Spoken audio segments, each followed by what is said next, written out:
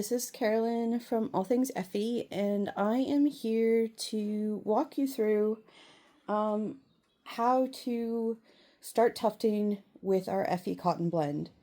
So this is just so that you guys kind of know exactly my process of how I use this yarn.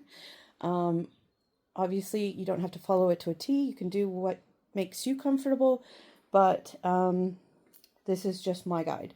So I've already gone to the trouble of making this tip size, can you see, smaller, so that because the EFFY cotton blend, I typically like to use one strand at a time.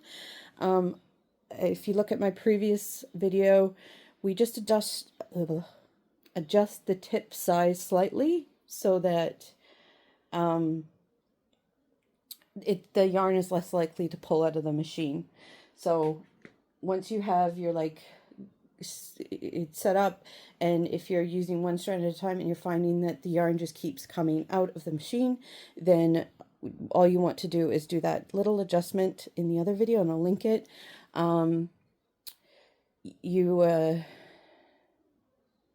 It will just mean that it falls out less, and it's just a little bit easier to tuft with the one strand at a time. So I've already got my design set up. I've got my cloth, and it's tight as a drum. I've got my machine hanging. Don't fret about these little holes. Actually, I don't know if you can see that. Can you see that little hole that was made by the hook? Don't fret about those. Those will close up as you're tufting, particularly on this 100% gray polyester tufting cloth. So if you haven't read some of my posts about the tufting cloth, this cloth is 100% polyester.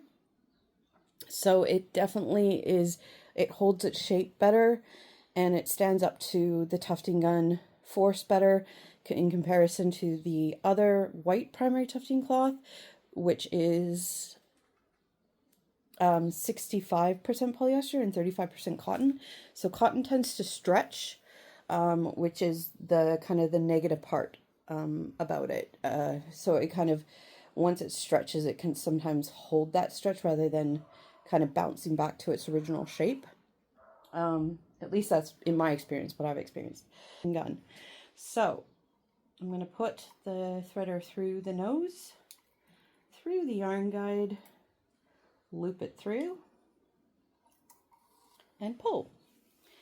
And I could probably make that tip size even smaller if I wanted to, because it's still it's a little loose, but we'll see how we go. All right, so first things first, turn the machine on. I'm going to start, this is basically like if you were brand new to tufting, this is kind of going to be a quick intro to how to tuft. So turn the machine on, keep it at its lowest speed. So you can see that the tip of the little light on the tip is on, which is what you want for the AKV. You're going to push firmly, and if you can see, you see how the cloth is, I'm actually pushing quite hard on the cloth. I'm making it push inwards. You don't want the gun popping back at you, otherwise you will just create a giant mess. So if I don't press firmly enough, I'll just do, can you see here? If I do a line where I basically just go, see how I'm not pushing, and it's just created this giant, get it to focus, it's just created a giant bubble. So that's if you're not pressing firmly enough, that will be what you get. The other part that you want to remember is, in addition to pushing nice and hard, you also want to start with tufting upwards. Do not tuft downwards. Tufting downwards, well, actually, I probably should just show you that as well. This is what tufting downwards will do.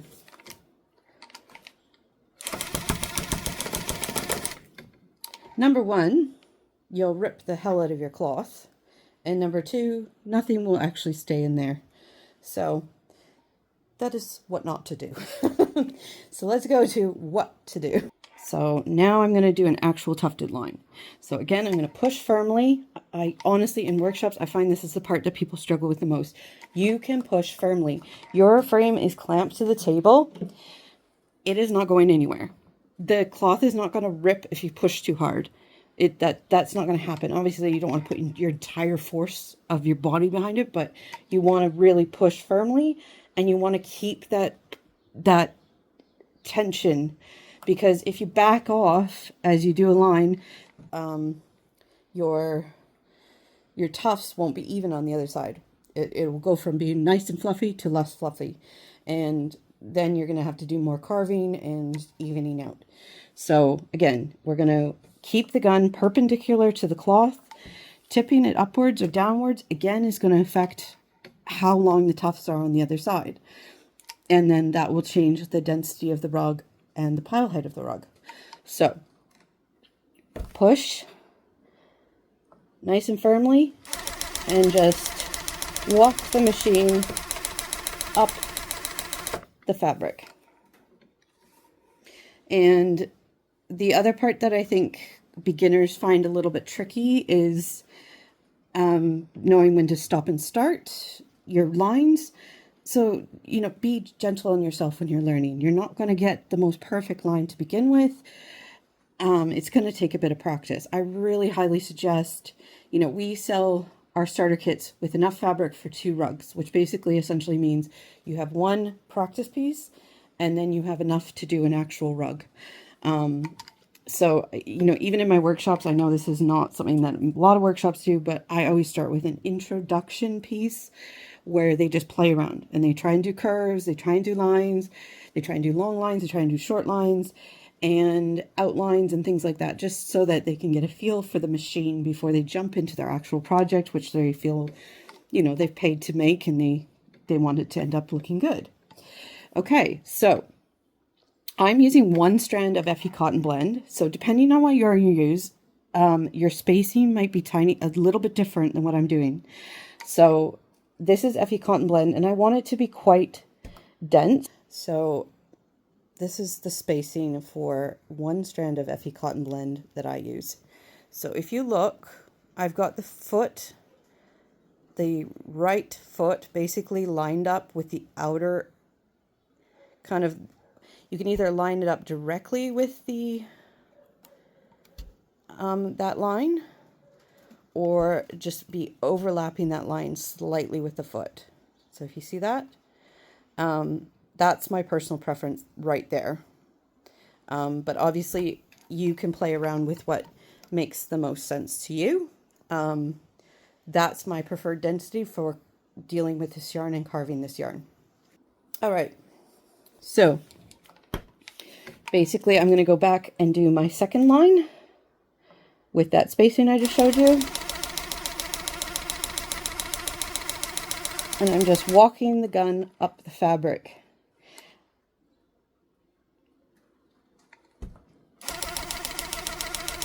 Oops. Okay, see, the yarn fell out. So that is where adjusting the tip size that I showed you earlier can make that happen less.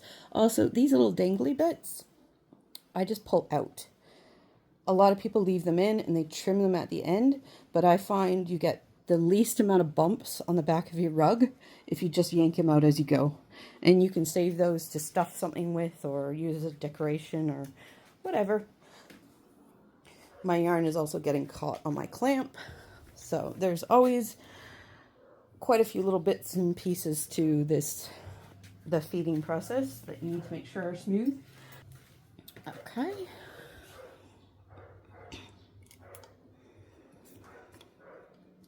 All right. So again, through the nose, through the yarn guide, loop it through, pull, and put your threader down. Obviously, how long the tail is how much yarn you waste. So I always try and pull it up so I'm not wasting too much if I can avoid it, especially with more expensive yarns. All right, so line 3.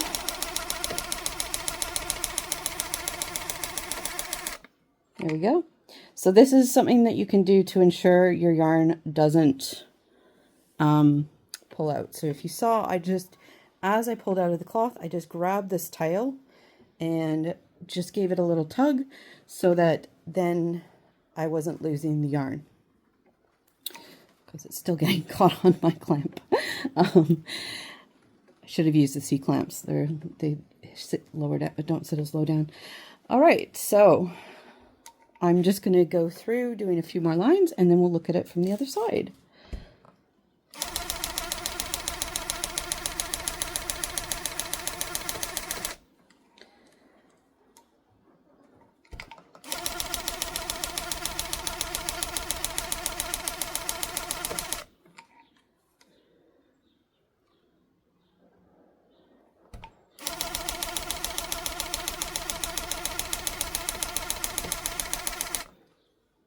Awesome. So that is some beautiful stitches and some beautiful straight lines. And I always suggest, when you're first starting out, just do straight lines. Get comfortable with that, then dive into doing curves, outlines, and all of that. So I will pull those out because, again, I don't like them. But you can see how tight those stitches are. That is what you want to keep up through your entire project. So I'm just going to show you. This is something that tends to happen a lot as people get more confident with tufting. So over here, I'll do it. As people get, I struggle to actually do this, but as people get confident, they start to go push the machine more. So instead of letting the machine guide itself up the cloth, you see how nice and tight those are versus that gappy part. So if you're pushing the machine to go faster than it should, you get nice gappy stitches. What does that mean? The density on the other side is going to be way more spread out than for here.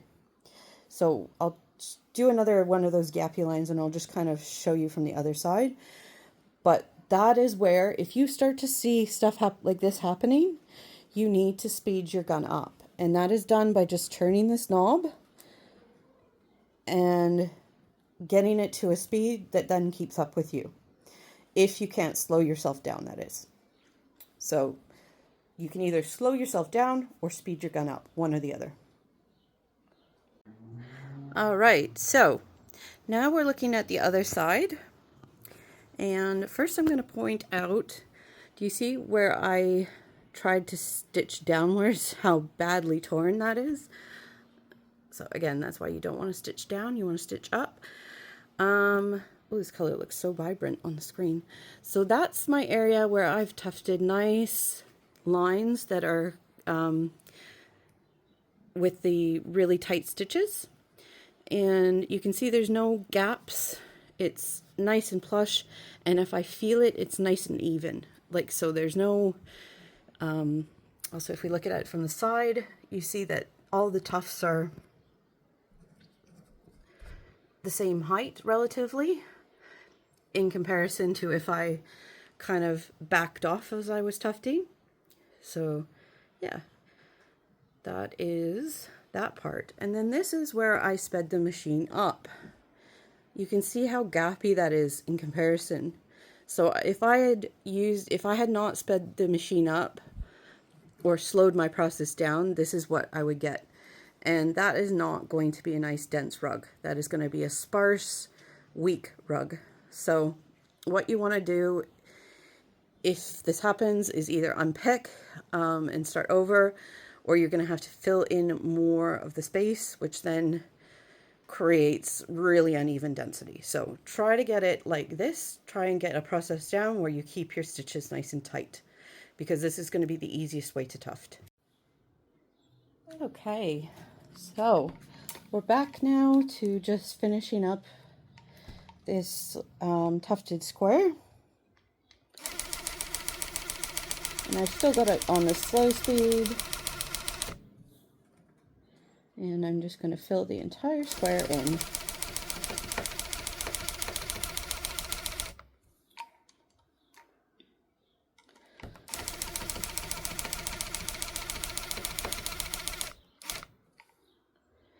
And you can see that you can pulse the machine. So if I stop halfway and I'm like, oh, I didn't quite make it to the end, you just start up again. The machine stops, it responds quite quickly to you. It doesn't take a long time to respond. And so then we're going to go up again.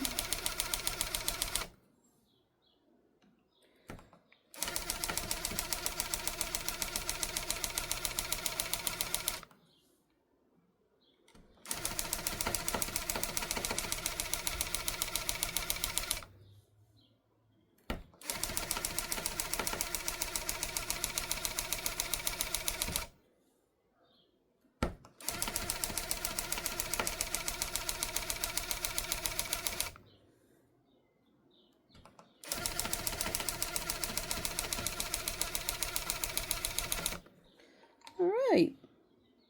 So there we go. We've got one whole tufted square. And it's nice and neat, and I'm happy with that. So so that's obviously just tufting up and down. There are lots of other ways in which you might want to tuft. So I'm just going to change my yarn to a different color because the idea was to have all these different colors. So I'm just going to change the yarn to a slightly different color, and then we're going to go through both doing loop pile with this machine, and then we're also going to go through how to do curves and how to tuft sideways as well. Alright, I thought that it wouldn't hurt to go through the threading process again really quickly. Now that I've got my new color. So this here is pink, and this here is blush in EFFY Cotton Blend. Don't ask me why I chose pink. Alright, through the nose, through the eyelet, and pull. Just like that. Alright, so we're still doing loop pile, we're still doing cut pile at this point. And cut pile is very forgiving, because like if you do end up tilting your gun slightly, you get to carve it after and make it all nice, one even pile height. So you don't see those variations as easily. When we do the loop, you'll see that loop pile is a lot more challenging because number one, you need to use your hands to snip each strand, and your density or your pressure that you hold and keeping perpendicular to the cloth becomes so important. So we'll get to that. Also your speed becomes very important. So keeping an even speed and walking with the gun at its speed that it should be. But yeah. Okay, so what I'm going to show you now is basically how to tuft sideways. If I wanted to outline this, then I can turn my gun to the side like so, and I'm holding the handle, and that's my way of keeping it nice and secure. And I'm just going to walk the machine this way. And then I can turn. Oops, I just want to make sure I'm lining up with my lines. And I can go up. And I can even go this way.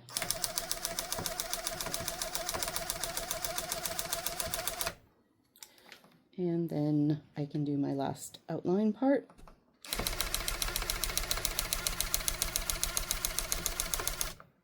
So I've done like an outline. So that's if you want to outline your shapes and then fill them in. You can see that I have left a gap here between of about the thickness of my marker between this color and this color. And that will just make it easier to carve in the end if you're looking for that color separation carving. Some people like, you know, everything to blend together. That's totally fine. But if you're looking for that neat color separation, this is kind of the recommendation. So here I would leave a little gap between that and the next square. Okay, so curves. this is how I prefer to do curves. So I like to keep it on the lowest setting, so I have a little bit more control, and then I like to kind of pulse as I'm doing it.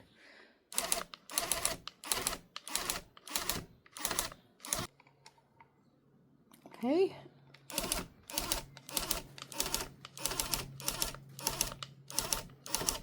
Just like that. So that's a nice curve. And then once I've done the curve, I can just tuft up to this line. So that's how you can do shapes. Basically, you just make the tufted curve. And I mean, you can't, parts of it you can go a little bit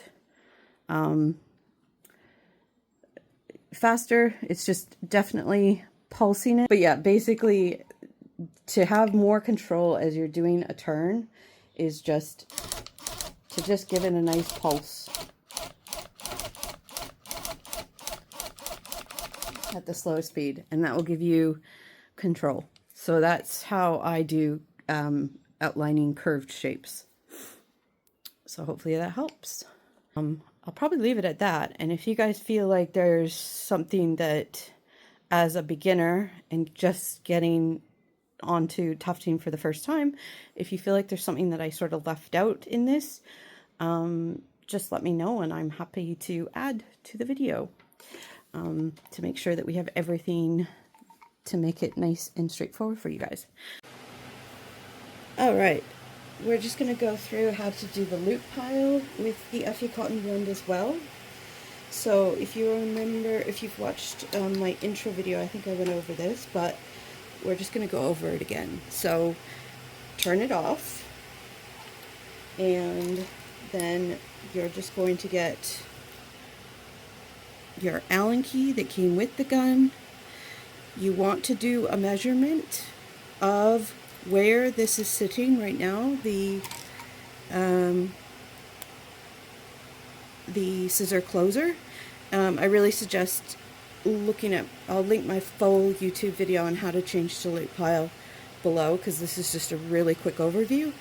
So I'm just going to release the screw, and I'm going to push the scissor opener all the way, or scissor closer all the way to the top, so that then you can see it protruding slightly. And now if I rotate the machine, it comes out and the scissors don't close. So they stay in this nice V shape, which makes a loop pile head. And you're gonna just basically do everything the same as what we did with cut pile. So again, you're just going to thread your machine. The only difference is that you're going to need scissors with you, because with loop pile, you the strand is continuous, so you're not going to be able to yank the gun out, or else you'll pull out the entire line you just tufted. So basically just the same thing. Turn the machine on. Oh, I'm at a pretty high speed. I'm going to put it at lowest setting, and you're just going to do your outline like you would before.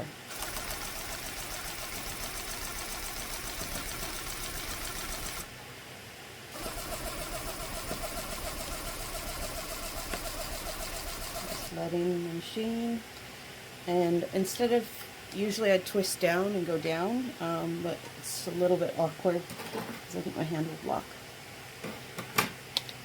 And so then you go this way and this way. And the one thing you want to try not to do when you're doing loop pile, so these are the curved tip embroidery scissors that we sell in our shops. These are great, or the small duckbill scissors are great for when you're needing to snip constantly. Okay, so when you're doing this and needing to use the scissors at the same time, you'll figure out a comfortable way to hold the machine as you're doing it.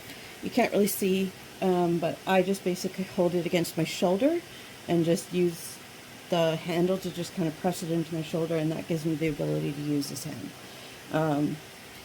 So yeah, for spacing, you're going to follow our same rule. Line up with the kind of outer edge of the last line, and just walk your gun up the fabric, walk it across, and I don't know if I said it already, but the one thing that you want to avoid with loop pile is you don't want to tuft over a line. Like in cut pile, you can tuft over something because it's going to get shaved down at the end. So you won't notice if there's a slightly raised bit. You will feel thicker density where you've overlapped lines in comparison to where just the straight lines are building up the rug. But if you're not too fussed about that, then that big a deal. I mean, sometimes you just need to fill in an area. But even when you plan it out to the best of your abilities, but yeah, that always comes down to people's preference, how even you want the density of the rug. So yeah, but with loop pile, you don't want to do that. If I go over this line here, what I'm going to do is when I hit this and this, I'm going to push the loops out further, and I'm going to make the pile height more uneven than it would be if I just try and just keep even pressure. So again, with loop pile, it's really important that you don't tip the gun. If you tip the gun, you're going to end up with lower loops and higher loops. So when you push perpendicular, you have a higher loop, and when you're pulling back or going like this, you're going to have a lower pile loop. So you just want to kind of keep perpendicular to the cloth, nice even speed. Let the gun walk you up the fabric. Don't push it, just let it walk you. And then you can always increase the speed if you're finding, oh my goodness, this is getting really boring. So that's absolutely allowed to. And then you're just going to go to another line. So with loop pile, how you tuft becomes a little bit more important. However, if you don't mind a little bit of a chaotic look to your loops, then there's nothing wrong with, going over loops multiple times if you like that effect. Alright, so let's take a look at what this looks from the other side, just so you can get an idea of what we've been making. Okay,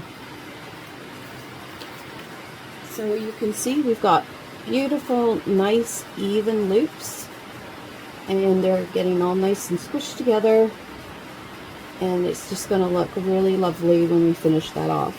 And it's so fluffy.